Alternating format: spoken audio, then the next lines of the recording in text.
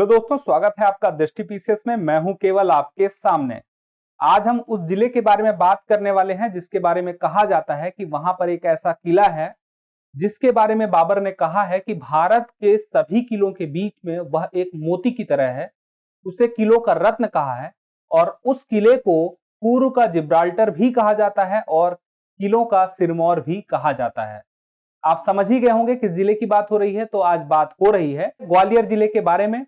और मध्य प्रदेश का यह ग्वालियर जिला ऐतिहासिक, सांस्कृतिक और भी कई वजह से महत्वपूर्ण हो जाता है। तो आइए देखते हैं इस जिले के बारे में महत्वपूर्ण बातें। तो यह जिला मध्य प्रदेश में, यह ऊपर की तरफ उत्तर दिशा में यहां पर मौजूद है और 4 जिलों से यह घिरा हुआ है। एक तो है दतिया, भिंड, मुरैना और शिवपुरी। श्योपुर इसमें नहीं टच होता है इसकी बाउंड्री। तो 4 जिले हैं, मुरैना, भिंड, दतिया और शिवपुरी। पास से जरा इसको देखेंगे तो इस प्रकार से है, मुरैना, भिंड, दतिया और शिवपुरी। इसके अलावा यहां से एक नदी होकर जाती है जिसको कि सिंध नदी कहा जाता है। सिंधु नदी नहीं है, सिंध नदी है। अगर आपको पता है कि सिंध नदी का उद्गम कहां से होता है तो आप बता सकते हैं। अब महत्वपूर्ण बातें 2011 की जनगणना से। यहां की जनसंख्या है 20,32,036 2011 की जनगणना के हिसाब से। लिंगानुपात है 864। उसके अलावा जनसंख्या घनत्व है 446। 446 का मतलब क्या हुआ? 446 व्यक्ति प्रति वर्ग किलोमीटर। ठीक है। इसके अलावा यहां की मृदा किस प्रकार की है? तो यहां की मृदा जो है वह है जलोढ़ मृदा, कृषि के लिए अच्छी मृदा है। इसके अलावा यहां का नामकरण हम देखते हैं। इसके साथ हम शुरू करेंगे कि नामकरण के बाद आगे कौन कौन सी बातें हैं। तो पहले नामकरण, सूरजसेन 8वीं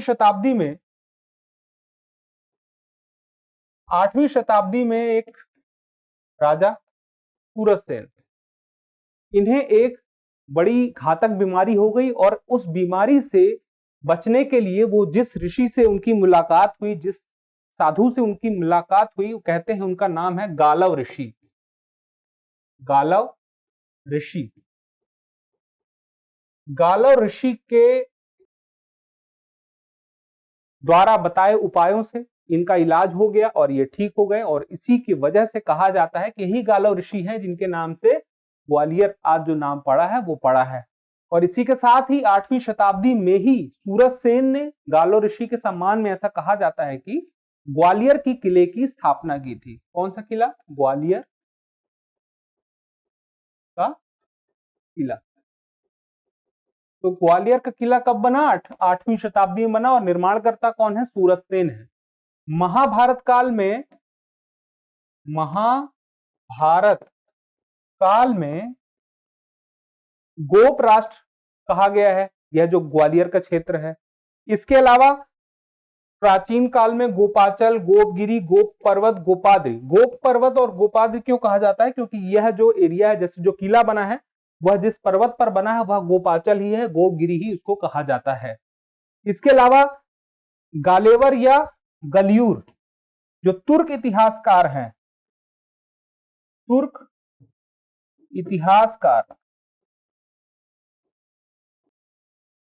इतिहासकार इसे गालेवर या गलियूर कहते हैं। इसके अलावा अब देखिए 1196 में गोरी ने लोहंग देव से यहां का किला जीता था। उसके बाद 1231-32 में इल्तुतमिश ने किला जीता। उसके बाद 14वीं से लेकर 16वीं शताब्दी तक किसका शासन रहा? तोमर राजवंश का शासन रहा। तोमर राजवंश का शासन ग्वालियर में स्थापित किसने किया? वीर सिंह देव ने स्थापित किया। और इसके बाद मान सिंह, विक्रमादित्य और भी राजा आए इनके बीच में। तो एक तो बात हो गई कि तोमर राजवंश की स्थापना ग्वालियर में किसने की? तो वीर सिंह देव ने की। इसके बाद एक मान सिंह है, मान सिंह का नाम भी महत्वपूर्ण हो जाता है, मान मंदिर। इसके अलावा गुजरी महल। इसके अलावा इनका और भी योगदान है, वह भी जानेंगे। विक्रमादित्य इब्राहिम लोदी से युद्ध में हार गए थे, यह भी जानेंगे। सिंधिया राजवंश आया। सिंधिया राजवंश कब आता है? 1732 के आसपास आता है और उसके बाद आजादी तक यह मौजूद रहता है और आज भी यह राजवंश ग्वालियर में मौजूद है। इसमें जो राणोजी सिंधिया है वो पहले व्यक्ति हैं इस राजवंश के, जिन्होंने यहाँ पे अपना शासन स्थापित किया था। और उस वक्त शुरुआत की बात करें तो यहाँ की जो राजधानी थी वह कौन सी थी?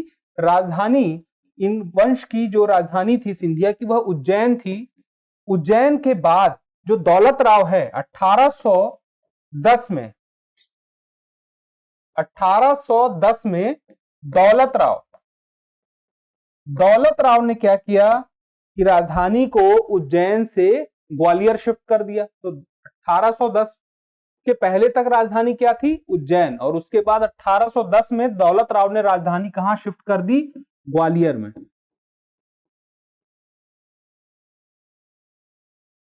और सिंधिया को यह क्षेत्र कैसे मिला, यह ग्वालियर का क्षेत्र कैसे मिला? तो यह बात 31-32 के दौरान जो पेशवा बाजीराव थे उन्होंने 3 हिस्सों में बांटा था। जैसे कि पवार को धार दिया, इंदौर होलकर को दिया, और ग्वालियर का क्षेत्र जो था वह इन्हें मिला। तो शुरू में राजधानी तो इन्होंने बनाई थी उज्जैन, उसके बाद दौलत राव ने क्या किया कि राजधानी कहां कर दी?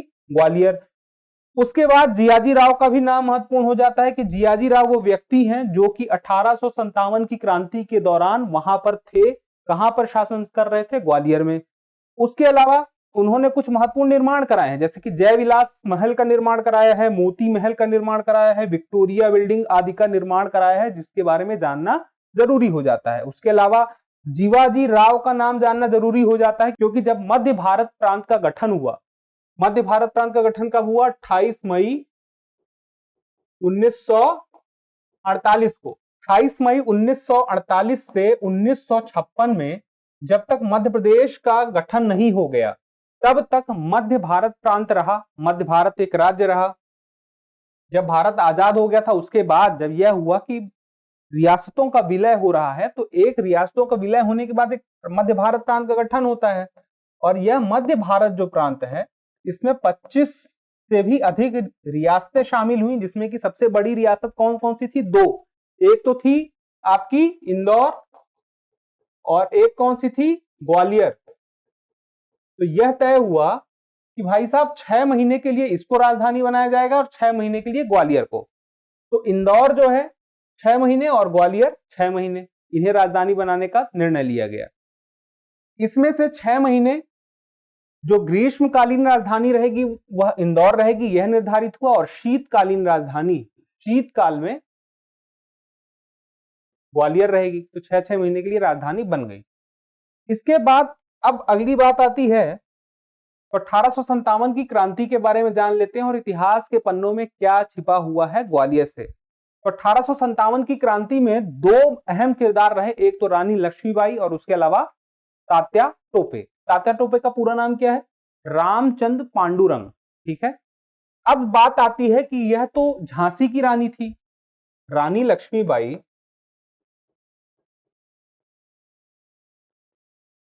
बिल्कुल, रानी लक्ष्मीबाई झांसी की रानी थी। अभी कुछ समय पहले मैंने बनारस का वीडियो जो बनाया था उसमें यह बात मैंने रानी लक्ष्मीबाई के बारे में बताई है कि उनका जन्म कहां हो रहा है? बनारस में। उसके बाद उनकी शादी कहां हो रही है? झांसी में। झांसी में गंगाधर राव से शादी हुई। कब शादी हुई? 1842 में 14 साल की उम्र में शादी हुई। और 14 साल की उम्र में शादी होने के बाद गंगाधर राव से शादी हुई। उसके बाद उनकी खुद की कोई संतान नहीं थी जो कि झांसी का शासन संभाल सके, इसलिए उन्होंने एक पुत्र को गोद लिया और उस पुत्र को स्वीकार करने से अंग्रेजों ने मना कर दिया। तो इसी वजह से विवाद हुआ और 1857 की क्रांति में इन्होंने भी अपनी महत्वपूर्ण भूमिका निभाई और तात्या टोपे की सहायता से जून 1858 को किले पर कब्जा कर लिया। कहां के किले पर? ग्वालियर के किले पर कब्जा कर लिया। लेकिन 18 जून 1858 को ग्वालियर के पास कोटा की सराय में इनकी मृत्यु हो गई। अंग्रेजों से लड़ते लड़ते इनकी मृत्यु हो गई। तो कहा जाता है कि जो हीरोज है, हीरोज ने 1857 की क्रांति का दमन कहां पर किया? ग्वालियर में किया। किसने? हीरोज ने दमन किया। कहां पर किया? ग्वालियर में किया। ये बात याद रखिएगा, प्रश्न पूछा जा सकता है। उसके अलावा तात्या टोपे की भी बात करें तो तात्या टोपे का नाम तो मैंने आपको क्या बताया अभी? रामचंद्र पांडुरंग, ये तो इनका नाम हो गया। इसके अलावा महत्वपूर्ण बात, इनका जन्म 16 फरवरी 1814 और इनका देहावसान 18 अप्रैल 1859 को हुआ। तो इनके साथ क्या हुआ, इनको 1857 की क्रांति में जब ये साथ दे रही किनका, लक्ष्मीबाई का, इन्होंने मिलकर किले को जीत लिया। किले को जीतने के बाद हीरोज ने दमन भी कर दिया, वहां से वापस से किले को जीत लिया। लेकिन 1859 में एक राजा मानसिंह है, तोमर वाले मानसिंह नहीं है, ये दूसरे मानसिंह है। तो इस राजा मानसिंह नाम के व्यक्ति ने क्या किया, इनके खिलाफ मुखबिरी कर दी और अंग्रेजों ने इन्हें पकड़ लिया और शिवपुरी में इन्हें फांसी दे दी गई। कब फांसी दी गई, 18 अप्रैल 1859 को दी गई शिवपुरी में। शिवपुरी में फांसी दी गई इन्हें। ये तो ठीक है, एक महत्वपूर्ण बात हो गई। इन्हें एक खास वजह से भी याद किया जाता है कि इनका लड़ाई करने का जो तरीका था, गोरिल्ला युद्ध करते थे, इसे छापे मार युद्ध भी कहते हैं। कौन सा युद्ध करते थे ये, छापा मार युद्ध। कौन, रामचंद्र पांडुरंग यानी कि तात्या टोपे। अब बात आती है उसकी जहां से हमने बात शुरू की थी, यानी कि ग्वालियर के किले की। ग्वालियर के किले को क्या कहा बाबर ने, कि भारत के सभी किलों के बीच में एक मोती, किलों का रत्न। इसको पूर्व का जिब्राल्टर भी कहा गया, किलों का सिरमौर भी कहा गया, क्योंकि यह 8वीं शताब्दी में निर्मित है और आज भी अपने स्थान पर वैसा का वैसा खड़ा है। खूबसूरती में भी इसकी खूबसूरती भी देखने लायक बनती है और यह अपने आप में एक अभेद्य किला है जिसे जीतना बहुत ही मुश्किल है। जिस प्रकार से यह बना है बहुत अच्छे तरीके से, इसके अंदर बहुत सारी चीजें बनी हुई हैं, बहुत सारे महल बने हुए हैं, बहुत सारे कुंड बने हुए हैं, बहुत सारे मंदिर बने हुए हैं, बहुत सारे दरवाजे बने हुए हैं, जिसके बारे में हमें जानना होगा क्योंकि उनसे प्रश्न बहुत ज्यादा आते हैं। अमूमन हम जब जिले के बारे में पढ़ते हैं तो एक जिले में जितनी बातें आती हैं, यहां पर यह ग्वालियर का किला है उतनी एक किले में बातें आ जाती हैं। तो इसलिए हमें इसे थोड़ी सी गौर करके देखना होगा। तो इसमें दो जो गेट हैं वो जान लेते हैं। इस ग्वालियर के किले में जब एंट्री करेंगे तो दो गेट है, एक ग्वालियर गेट है और एक है उरवाई गेट। ये क्या है, गेट है, दरवाजे नहीं है, अभी आगे आएंगे। 5 दरवाजे भी हैं। अब इसका निर्माण किस प्रकार के पत्थर से हुआ है, तो निर्माण हुआ है इसका बलुआ पत्थर से। बलुआ पत्थर कहां पर है, वही गोप पर्वत पर है। अब इसकी जो ऊंचाई है लगभग 35 फीट है और इसके बारे में कहा जाता है कि यह लगभग 3 वर्ग किलोमीटर में फैला हुआ है, काफी बड़े क्षेत्र में फैला हुआ है। यह उसका कुछ मैप है, इसको टॉप व्यू से देखेंगे तो कुछ ऐसा दिखेगा। अब 2 गेट की बात की थी, एक गेट तो ये है ग्वालियर गेट और दूसरा गेट जो है यहाँ पे उरवाई गेट। ये 2 गेट है, यहाँ से एंट्री हो रही है। इसके अंदर बहुत सारी चीजें हैं, जैसे कि मान मंदिर है, सास बहु मंदिर है, तेली का मंदिर है, सिंधिया स्कूल भी है, हॉस्पिटल भी है, सूरज कुंड भी है। ठीक है, और चीजें भी हैं जिन्हें हम विस्तार से जानेंगे। तो शुरू करते हैं सबसे पहले मान मंदिर महल से। इसके नाम से ही अंदाजा लग गया होगा निर्माणकर्ता कौन है, राजा मानसिंह। किस वंश से इनका संबंध है, तोमर। यह जो मान मंदिर महल है यह 4 मंजिला महल है। इस 4 मंजिला भवन को गोलाकार तरीके से बनाया गया है और कहा जाता है कि इसको बनाने के पीछे का जो मुख्य वजह है वह यह है कि यहां पर संगीत सभा का आयोजन होता था। संगीत सभा का आयोजन होता था जिसमें कि स्त्रियां भी भाग लेती थी। भाग लेती थी मतलब भागती नहीं थी, शामिल हो जाती थी। मुराद को यहीं कैद किया गया। जो मुगल राजा थे उन्होंने इस जगह को, स्पेशली ग्वालियर के किले को एक जेल की तरह बहुत इस्तेमाल किया। मतलब इस जगह पर उन्होंने किसको कैद करके रखा, मुराद को कैद करके रखा। मुराद कौन है, मुराद औरंगजेब का भाई है और औरंगजेब ने अपने भाई को यहीं पर कैद करके रखा था और बाद में उसको मार दिया। इसके अलावा जौहर कुंड भी है यहाँ पर। जौहर कुंड मतलब एक जो रानियां थी, वो रानियां युद्ध में अगर उनके पति हार जाते हैं, उनकी मृत्यु हो जाती है, तो जौहर कुंड में ही अपना शरीर त्याग देती थी। इसके अलावा एक सूरज कुंड भी है सूरजपाल के नाम पर। अब देखते हैं गुजरी महल। गुजरी महल का निर्माण किसने कराया था? राजा मान सिंह ने। राजा मान सिंह। यह भी निर्माण कब हुआ था? 15वीं शताब्दी में।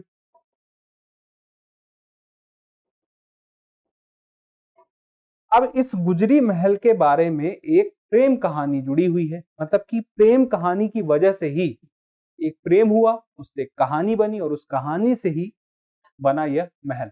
इसका नाम क्या है? गुजरी महल। तो नन्नी नाम की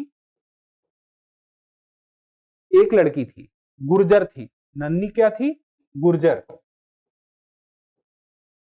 शिकार करते वक्त एक बार राजा मान सिंह काफी दूर चले गए और वो जहां पहुंचे तो वहां उन्होंने देखा नन्नी नाम की गुर्जर को, जो कि लड़की है। उसे देखकर उन्हें प्रेम हुआ और उन्होंने शादी का प्रस्ताव रखा, ऐसा कहा जाता है, माना जाता है। उसके बाद जब शादी की बात आई तो नन्नी ने 3 शर्तें रखी। 3 शर्त क्या थी? कि वह राजमहल में अपना चेहरा नहीं छुपाएगी। दूसरी शर्त थी कि वह अपने साथ, यानी कि जो राजा हैं, जो युद्ध में जाते हैं, उनके साथ वह भी जाएगी। और तीसरी बात यह थी कि जिस नदी का पानी वह अभी पीती है, यानी कि जिस जगह पे वह रह रही थी, जिस गांव में रह रही थी, वहां सांक नदी का पानी था, तो उस सांक नदी के पानी को वह महल में भी पिएगी। अपने आप में एक बहुत बड़ी बात है कि भाई आखिर ऐसा कैसे पॉसिबल है। तो इसके लिए हुआ यह कि जो राजा मान सिंह थे, उन्होंने 50 किलोमीटर लंबी पाइपलाइन बिछवा दी सांक नदी का पानी किले में लाने के लिए, और किले के निचले भाग में वह पानी आ सके उसके लिए गुजरी महल का निर्माण कहां पर होता है? किले के निचले भाग पर होता है। ठीक है, तो किले के निचले भाग पर होने की वजह क्या थी? वही सांक नदी का पानी लेके आना था पाइपलाइन के द्वारा। और अब इसका नाम गुजरी महल क्यों पड़ा, यह भी महत्वपूर्ण हो जाता है। तो गुजरी महल नाम इसलिए पड़ा क्योंकि नन्नी, जिसको जो कि गुर्जर थी, सब लोग उसको गुजर रानी कहते थे, इसलिए महल का नाम क्या पड़ गया? गुजरी महल। अब इसके अलावा और किस नाम से इसको जाना जाता है? तो इसको मृगनयनी के नाम से जाना जाता है। जो रानी गुजरी है, यानी कि जो नन्नी है, मृगनयनी कहा जाता है। उनकी आंखें बहुत खूबसूरत थी, तो इन्हें मृगनयनी कहा जाता है। 1922 में, वर्ष 1922 में इस गुजरी महल को संग्रहालय बना दिया गया है और आज भी यह ग्वालियर में एक संग्रहालय के तौर पर मौजूद है। अब यह कौन सी जगह है? यह भी ग्वालियर किले के अंदर है। इसका नाम है, सहस्त्र स्वरूप की एक मूर्ति है भगवान विष्णु की, लेकिन नाम इसका अब बदलते बदलते हो चुका है सास बहु मंदिर। तो ऐसा नहीं कि सास और बहू के लिए ये मंदिर बना है, सास बहू के लिए मंदिर नहीं बना है, इससे कोई भी इसका संबंध नहीं है। इसका संबंध है भगवान विष्णु के सहस्त्र बाहु स्वरूप की मूर्ति से। मतलब भगवान विष्णु के जो बाहु है, जो हाथ है, वो सहस्त्र हाथ है। सहस्त्र का मतलब कि 10 मतलब 1000 हाथ। सहस्त्र बाहु मंदिर, भगवान विष्णु के सहस्त्र बाहु मंदिर से इसका मतलब है जो स्वरूप है वह सहस्त्र बाहु का है। और यह जो है, बनवाने वाला कौन है? कच्छप घात राजवंश के राजा महिपाल। तो निर्माणकर्ता कौन है? राजा महिपाल। और किस भगवान के लिए बनाया गया है? तो भगवान विष्णु के सहस्त्र बाहु स्वरूप के लिए। भगवान कौन सा है? विष्णु। तो अब आपको आइडिया हो गया कि भगवान विष्णु है। सास बहू मंदिर का संबंध सास बहू से नहीं है, बस नाम बदल चुका है, बोलते बोलते बदलाव आया और यहां तक पहुंच गया। यह कौन सा मंदिर है? यह भी बहुत प्रसिद्ध मंदिर है, इसे कहते हैं तेली का मंदिर। यह भी किले के अंदर है, तेली का मंदिर। इस तेली के मंदिर का निर्माण कब हुआ? 9वीं शताब्दी में हुआ। और 9वीं शताब्दी में निर्माणकर्ता कौन है? प्रतिहार राजा मिहिर भोज हैं। यानी कि राजा भोज हैं कौन? मिहिर भोज। और वो प्रतिहार हैं, उन्होंने तेली के मंदिर का निर्माण कराया 9वीं शताब्दी में। और ऐसा कहा जाता है कि जो तेली व्यवसायी थे, तेल के व्यवसायी थे, उन्होंने यह मंदिर बनवाया, पैसे देकर, इन्हें पैसे दिए, बनाया इन्होंने। अब इस मंदिर की एक बहुत खासियत है, इसके बारे में जान लेते हैं कि यह जो मंदिर है, इसका जो यह ऊपरी हिस्सा है, यह विशेष रूप से किससे प्रभावित है या किस प्रकार का है? द्रविड़ शैली का है। द्रविड़ शैली का मंदिर है। और वह भी द्रविड़ शैली का मंदिर है जो कि उत्तर भारत में है। उत्तर भारत में द्रविड़ शैली का मंदिर। अब ये तो बड़ी अजीब बात हो गई कि उत्तर भारत में द्रविड़ शैली का मंदिर, क्योंकि मंदिरों की 3 शैलियां हैं। उत्तर भारत का संबंध है नागर शैली से, दक्षिण भारत का संबंध है द्रविड़ शैली से, और इन दोनों शैलियों को मिक्स करने पर कौन सा शैली बनता है? बेसर शैली बनता है। तो द्रविड़ शैली के बारे में जान लीजिए, क्योंकि यह जो मंदिर है द्रविड़ शैली का है। पूछ सकता है कि निम्नलिखित में से कौन सा उत्तर भारत का मंदिर द्रविड़ शैली से बना है? निम्नलिखित में कौन सा मंदिर द्रविड़ शैली से बना है? तो आप बता सकेंगे तेली का मंदिर है।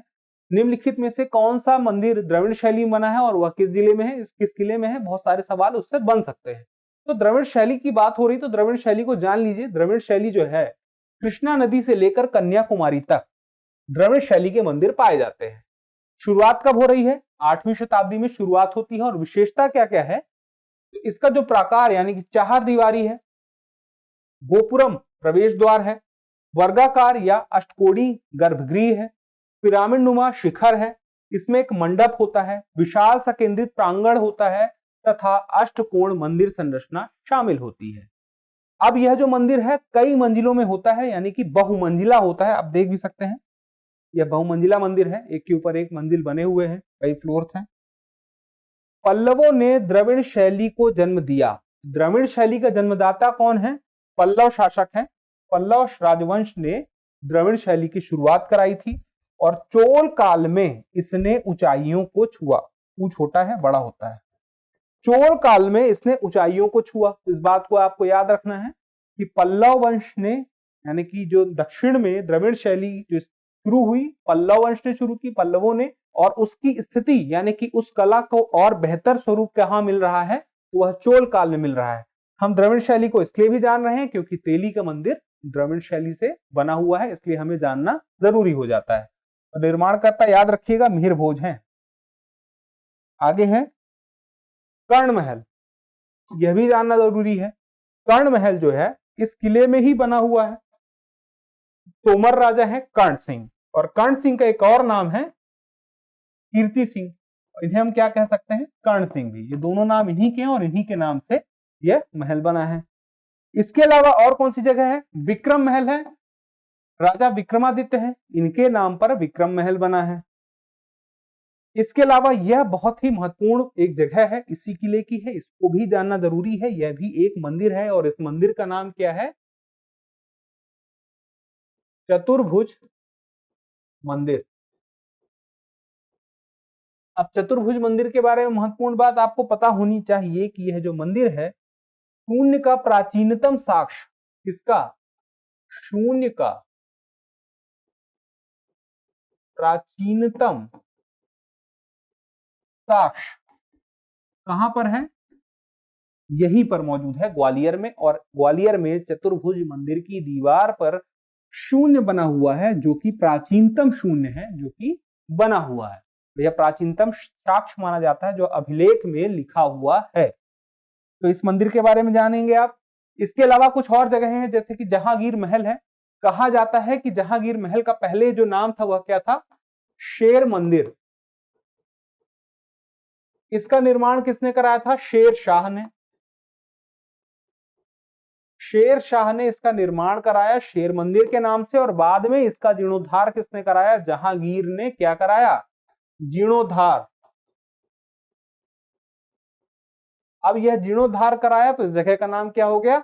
जहांगीर मंदिर। इसके अलावा शाहजहां ने शाहजहां महल का निर्माण कराया। उसके अलावा एक और मंदिर है, उर्वशी मंदिर है, और इस उर्वशी मंदिर में जो जैन धर्म है, जैन धर्म से संबंधित क्या चीजें मौजूद हैं? जैन धर्म से संबंधित यहाँ पर मूर्तियां मौजूद हैं इस मंदिर में, वो भी कई मुद्राओं में यह मूर्तियां बनी हुई हैं। इस बात को जानना जरूरी हो जाता है। उसके अलावा हूण अभिलेख में सूर्य मंदिर का साक्ष्य भी ग्वालियर के किले में मिलता है, क्योंकि ग्वालियर के किले में ही हूण अभिलेख मिला था। और कौन से राजा का यह साक्ष्य है? मिहिर कुल का है। मिहिर कुल का जो अभिलेख है, उस अभिलेख में उसने सूर्य मंदिर का जिक्र किया है, जिससे कि पता चलता है कि सूर्य मंदिर जो है कहां पर मौजूद है? ग्वालियर में मौजूद था, इस जगह पर जहां पर यह किला बना हुआ है। उसके अलावा मिहिर कुल ने इस अभिलेख में बताया कि वह किस प्रकार का भक्त है? शैव भक्त है। तो आपको पता होना चाहिए कि हूण शासक शैव भक्त थे। यह कौन सी जगह है? यह भी किले के अंदर है और इसका नाम है दाता बंदी। दाता बंदी छोड़ गुरुद्वारा। इस जगह का नाम है दाता बंदी छोड़ गुरुद्वारा, जो सिखों के छठवें गुरु, कौन से गुरु? छठवें गुरु। इनका नाम क्या है? इनका नाम है हरगोविंद सिंह। हरगोविंद सिंह।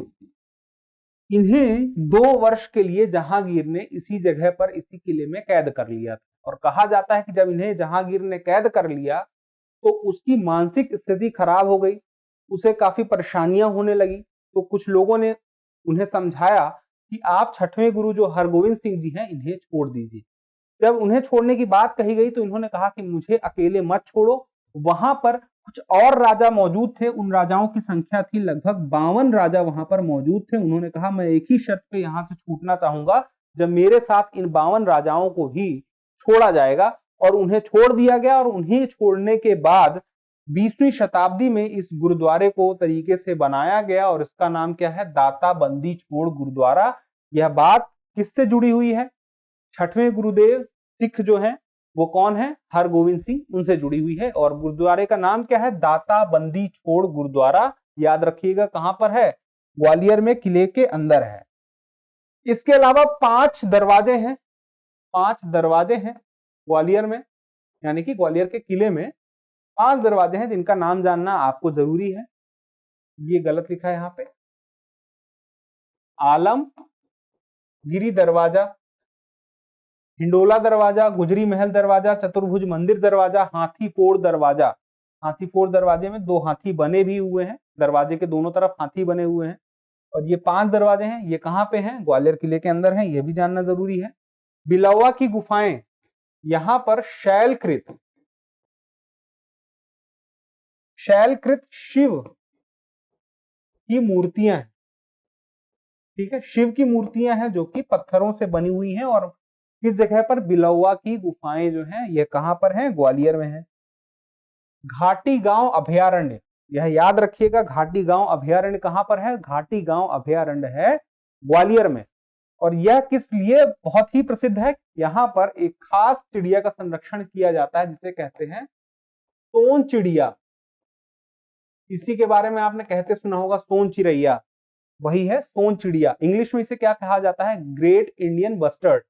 कहा जाता है कि एक ऐसा समय भी था जब कहा जा रहा था कि शायद इसे ही भारत का राष्ट्रीय पक्षी बनाया जाएगा। राष्ट्रीय पक्षी बनने की यह होड़ में था, लेकिन ऐसा हो नहीं सका। इसके नाम में काफी विवाद बन रहा था, इस वजह से इसे नहीं बनाया गया। फिलहाल इसका मध्य प्रदेश में 2 अभयारण्य में संरक्षण किया जा रहा है। एक तो घाटी गांव अभयारण्य जो कि कहां पर है? ग्वालियर में है। और इसके अलावा एक और जगह है करेरा। करेरा कहां पर है? करेरा है शिवपुरी में। साथ साथ इसको भी देख लेते हैं। तो 2 जगह जहां पे सोन चिड़िया का संरक्षण हो रहा है, घाटी गांव और करेरा।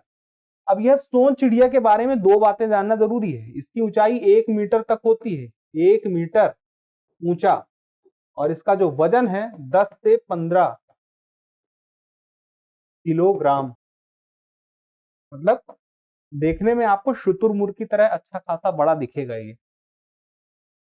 इसके अलावा यह बहुत ही महत्वपूर्ण है, जय विलास पैलेस। अब जय विलास पैलेस के बारे में आपने शायद सुना भी होगा, नहीं सुना है तो आपको पहले मैंने बताया था इसी वीडियो में, आपको ध्यान होगा तो, कि इसका निर्माण किसने कराया था? जयाजी राव सिंधिया ने करवाया था। कब करवाया था ये नहीं बताया था, 1874 में करवाया था। किसने किया था? करवाया तो इन्होंने, करने वाला कौन? British lieutenant colonel sir Michael Filose ने इसका निर्माण करवाया। अब इसमें एक बात महत्वपूर्ण हो जाती है कि इसमें इटालियन स्थापत्य का सबसे ज्यादा योगदान है। इसको इस तरीके से बनाया गया है जिसमें इटालियन स्थापत्य का प्रभाव सर्वाधिक दिखाई देता है। इसमें 35 कमरे तो ऐसे हैं जिन्हें वर्तमान में क्या बना दिया गया है? संग्रहालय। एक कहा जाता है ना कि एक राजा किस तरह से अपनी जिंदगी को जीता है, वह इस किले में इस तरह से आज भी मौजूद है। कहा जाता है आज भी यहाँ के जो राज परिवार है, जो डाइनिंग टेबल है वहां का, उस डाइनिंग टेबल में चांदी से बनी हुई ट्रेन चलती है, जिसमें की छोटी सी ट्रेन, बहुत बड़ी नहीं क्योंकि डाइनिंग टेबल पे चलेगी, उसमें खाना रहता है जिससे लोग खाना निकाल के खाते हैं। अपने आप में ये रॉयल बात है। अब यहाँ पर कुछ समाधियां हैं, उन समाधियों का जिक्र कर लेते हैं। रानी लक्ष्मीबाई की समाधि भी यहीं पे है। झलकारी बाई की समाधि, झलकारी बाई कौन है? रानी लक्ष्मीबाई की सहायिका है। इसके अलावा मोहम्मद गौस का मकबरा यहीं पर है। उसके अलावा तानसेन की समाधि भी यहीं पर है। तानसेन की मृत्यु तो आगरा में हुई थी कहा जाता है, लेकिन समाधि उनकी कहां पर बनी? उनकी इच्छा अनुसार मोहम्मद गौस के मकबरे के पास में ही बनी है। उसके अलावा हस्सू खां, हद्दू खां का मकबरा भी यहीं पास में है। हस्सू खां, हद्दू खां की बात आई है तो बात किसकी आएगी? ग्वालियर घराने की भी बात आएगी। ग्वालियर घराने के बारे में बता दूं तो सबसे पहले ग्वालियर के बारे में नहीं, घराने के बारे में बात करेंगे, क्योंकि ग्वालियर तो हम पढ़ ही रहे हैं। घराना क्या है? घराने का मतलब है गुरु शिष्य की परंपरा। गुरु शिष्य की परंपरा के बारे में हम लोगों ने पहले भी बात की थी। गीत संगीत के क्षेत्र में, कला के क्षेत्र में जब यह गुरु शिष्य की परंपरा आती है और यह क्रमशः बढ़ते जाती है तो इस श्रृंखला को क्या कहा जाता है? घराना। इसी घराने की स्थापना यानी कि ग्वालियर घराने की स्थापना नत्थन पीर बख्श ने की थी, ऐसा माना जाता है। उसके बाद उनके पुत्र हुए कादिर बख्श, उनके पुत्र हुए हद्दू खां, हस्सू खां और नत्थू खां। नत्थू खां के बारे में महत्वपूर्ण बात क्या है कि ग्वालियर महाराजा जियाजी राव शिंदे के गुरु थे। उसके अलावा शंकर राव पंडित, भाऊ राव जोशी, रामकृष्ण बझे, ये भी ग्वालियर घराने के रहे। इसके अलावा शंकरराव पंडित के जो पुत्र हुए कृष्णराव शंकर पंडित तथा शिष्य राजा भैया पूंछ वाले रामपुर के प्रसिद्ध मुश्ताक हुसैन, इन सब का संबंध कहां से है? ग्वालियर घराने से है। और यह ग्वालियर घराना ख्याल गायकी के लिए बहुत ही फेमस है। आपको मान सिंह के बारे में मैंने बताया था। मान सिंह के बारे में भी बहुत खास बात यह है कि माना जाता है कि ध्रुपद शैली का विकास उन्हीं के काल में हुआ, उन्हीं के द्वारा हुआ। और मान सिंह का यह जो एक कला है, अपने आप में यह बात बहुत निराली है कि वो युद्ध भी लड़ रहे थे और उसके अलावा प्रेम तो कर ही रहे थे, राजा महाराजा करते भी हैं, अब हर कोई कर ही रहा है। लेकिन एक महत्वपूर्ण बात थी कि एक तरफ वो युद्ध भी कर रहे हैं, दूसरी तरफ कला के प्रति उनका जो समर्पण है उसमें वो अपनी भूमिका भी निभा रहे हैं। मतलब कि एक तो ध्रुपद शैली का जो गायन है उसका विकास कर रहे हैं, उसके अलावा उन्होंने कुछ रचनाएं भी की है। उनमें से एक रचना कौन सी है? मान कौतूहल। मान कौतूहल, मान कौतूहल किसने रचना की है? मान सिंह ने। आपसे पूछ ले तो आपको पता होना चाहिए। ध्रुपद शैली का विकास भी इन्होंने किया है। अब कुछ और जगह जैसे कैप्टन रूप सिंह स्टेडियम किस खेल से संबंधित है? क्रिकेट। हालांकि कैप्टन रूप सिंह हॉकी के खिलाड़ी हैं और यह जो स्टेडियम है क्रिकेट का है। 2010 में सचिन तेंदुलकर ने यहां पर 200 रन बनाए थे। वनडे मैच में 200 रन बनाए थे इसी ग्वालियर के मैदान में, कैप्टन रूप सिंह स्टेडियम में सबसे पहला 200 रन बनाया किसने? सचिन ने। किसके खिलाफ? दक्षिण अफ्रीका के खिलाफ। उसके अलावा नेताजी सुभाष चंद्र बोस के क्रिकेट स्टेडियम भी यहीं पर है।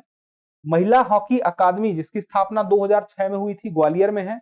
लक्ष्मीबाई राष्ट्रीय शारीरिक शिक्षा महाविद्यालय जिसकी स्थापना 1957 में हुई थी और 2009 में यूजीसी ने इसे पूरी तरह से शिक्षा महाविद्यालय का दर्जा भी दे दिया। और इस शिक्षा महाविद्यालय को यह भी एक खास जानकारी आपको होनी चाहिए कि इसे कहा जाता है कि यह एशिया का पहला क्या? शिक्षा महाविद्यालय है। ठीक है। और कुछ बातें जैसे कि राजा मान सिंह तोमर संगीत विश्वविद्यालय 2008, जीवाजी राव विश्वविद्यालय, राजमाता विजया राजे सिंधिया विश्वविद्यालय, गजराजे चिकित्सा महाविद्यालय, ये सब कहां पर है? ग्वालियर में ही है। इसके अलावा कुछ अन्य महत्वपूर्ण नाम जिन्हें जानना आपको जरूरी है, जिनका संबंध कहां से है? ग्वालियर से है। यह है तानसेन। अच्छी तरीके से आप तानसेन के नाम तो सुने ही होंगे। अकबर के 9 रत्नों में से एक थे तानसेन। अकबर के पास कैसे पहुंचे उसकी एक अपनी कहानी है। उस कहानी में इन्होंने किस प्रकार से अपने व्यक्तित्व को बनाया और किस प्रकार से ये 9 रत्न बने, इसके बारे में जानने का प्रयास करते हैं। कि इनका कुछ और भी नाम था, तन्ना कहते थे, तनसुख और त्रिलोचन भी कहते थे, लेकिन इनका जो वास्तविक नाम अमूमन लोग कहते हैं वो क्या है, रामतनु पांडे। अब रामतनु पांडे का जन्म कहां हो रहा है, ग्राम बेहाट में। बेहट कहां पे है, ग्वालियर में है। कब हो रहा है, माना जाता है 1504 से 1509 ईस्वी के बीच में आसपास हुआ। और इन्होंने संगीत सार, रागमाला, श्री गणेश स्तोत्र आदि की रचना भी की। ध्रुपद गायकी में इनको महारत हासिल थी। उसके अलावा राग मियां मल्हार इन्होंने ही विकसित किया। किस प्रकार का राग है, राग मियां मल्हार।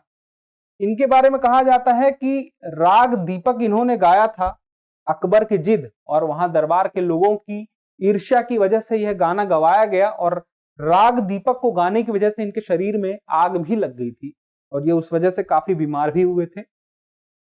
तानसेन संगीत समारोह अब हाल के दौर पर, उस समय नहीं जब ये नवरत्न थे, अब हाल में कुछ वर्षों से तानसेन संगीत समारोह मध्य प्रदेश में मनाया जा रहा है और हर वर्ष मनाया जाता है। कब मनाया जाता है तानसेन संगीत समारोह, हर वर्ष दिसंबर में। तो आपको याद रखना है, दिसंबर में तानसेन संगीत समारोह मनाया जाता है। और ये कहां पर मनाया जाता है, उनके जन्मभूमि यानी कि ग्राम बेहट में ही, ग्वालियर में मनाया जाता है। तो दो बातें, तानसेन संगीत समारोह हर वर्ष मनाया जाता है ग्वालियर में, और उनके जन्म स्थान, इनके तानसेन के जन्म स्थान बेहट में। अब इनके बारे में बात यह है कि शुरू में तो ये रीवा के जो महाराजा थे रामचंद्र, रीवा के राजा रामचंद्र के दरबार में मौजूद थे, और उसके बाद इनके दरबार से कहां इनकी पहुंच हुई, अकबर के दरबार में। इनकी ख्याति अकबर के दरबार तक पहुंची तो उन्हें वहां बुलाया गया और उसके बाद नवरत्न में ये शामिल हुए। इनका नाम कौन नहीं जानता, भारत के पूर्व प्रधानमंत्री अटल बिहारी वाजपेयी।